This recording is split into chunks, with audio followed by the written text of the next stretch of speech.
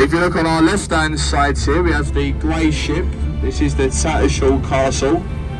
She was once a ferry on the River Humber.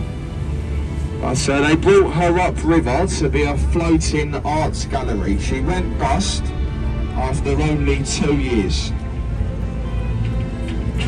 As you can all see today, she is a floating pub. Made more money in the first month. We've got Charing Cross Station to our left. The area to our left is the West End of London. It's a very old tradition that we have years of good luck. So do give this couple a wave, they should give us a wave back. There you go, 5 years of good luck. Now I knew they was going to wave back because we do pay that couple to stand up there all day just waving at people. We've got a couple of stops on our way down river. Our first stop will be here on our left hand side for Embankment Pier. We've got to pick up just a few more people. After this stop we will cross over the river to the other side at Festival Pier. We will do the same again over there. Thank you all for listening though so far folks. I will carry on with the commentary when we do leave the pier. Thank you.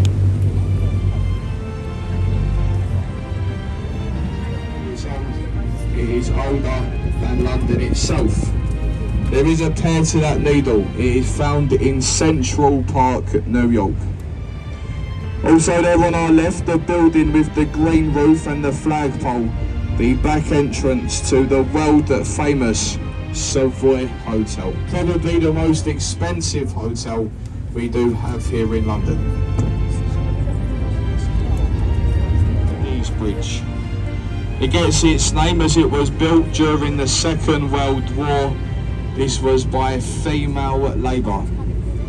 All of the men, they was away fighting. The ladies, they faced it with a very expensive self-cleansing Portland stone. Every time it rains in London, the face of the bridge receives a thorough wash.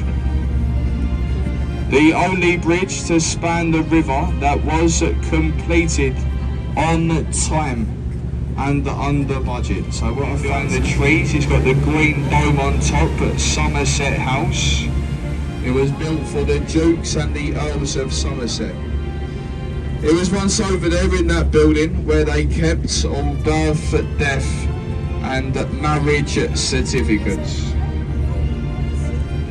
Today though, I'm afraid to say it's home to a criminal organisation. They like to call themselves the Inland Revenue. That's their headquarters.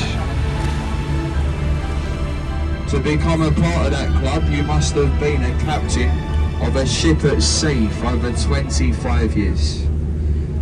If you look just behind the ship amongst the trees, there is a stone archway, Temple Arch. A boundary marker between two cities. The city of Westminster we leave behind us. The square mile city of London we have now just entered. Has 4 blacked out windows, the ITV studios.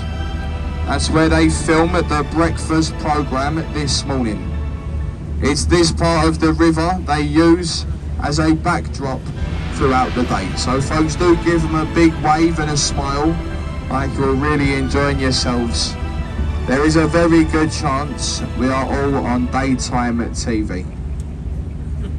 If you're with someone else's husband or wife, look on our left hand side.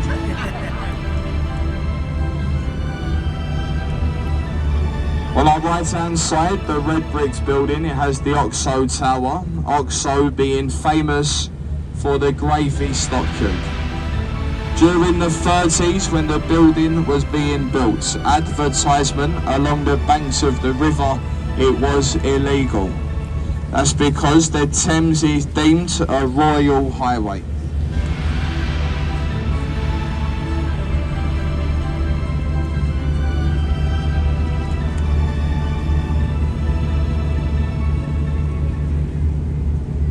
On our left hand side, the building with the green sloping roof, the old City of London School for Boys.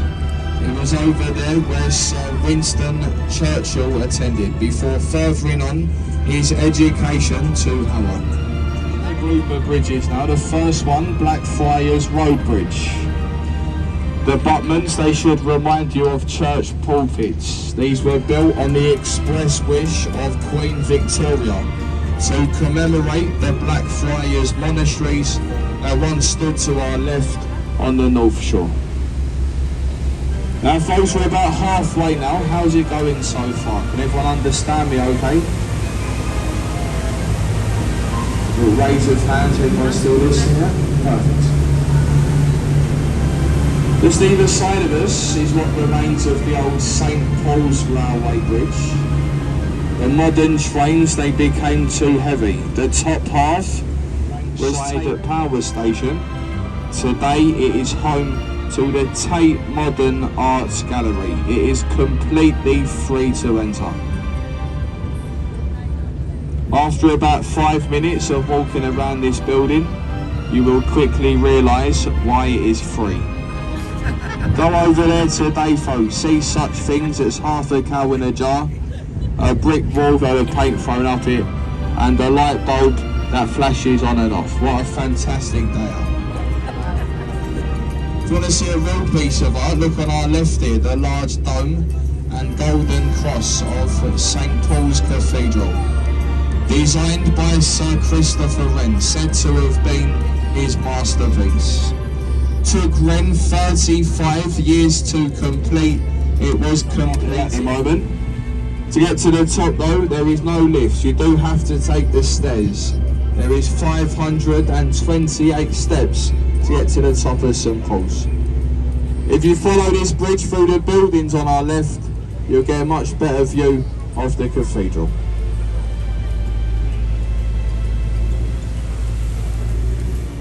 Over on our right hand side we have the white thatch roof building, a replica of William Shakespeare's Globe Theatre. On summer nights you can go over there, you can see all of Shakespeare's greatest plays. We're going to go under. This is Suffolk Road Bridge. This is the least used bridge in London. The approach roads, they are hidden so well into the back streets of London that not many people can even find them. They do say that if you see anyone crossing over the bridge, to give them a wave, as that lady, she is most probably lost.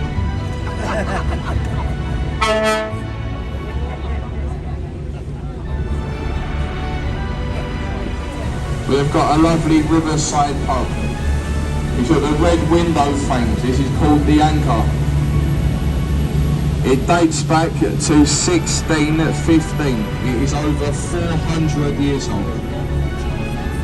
They do say that Shakespeare, he used to hire the attic of the pub as a dressing room for his actors before performing at the old Globe Theatre.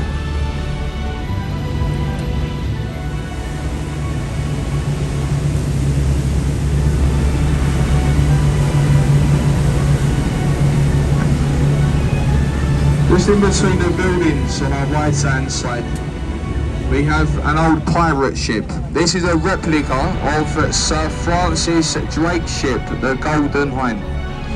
Drake, he was the first ever Englishman to circumnavigate the globe. Drake, he done it once, but the replica ship that done it twice. It took the same route that Drake took.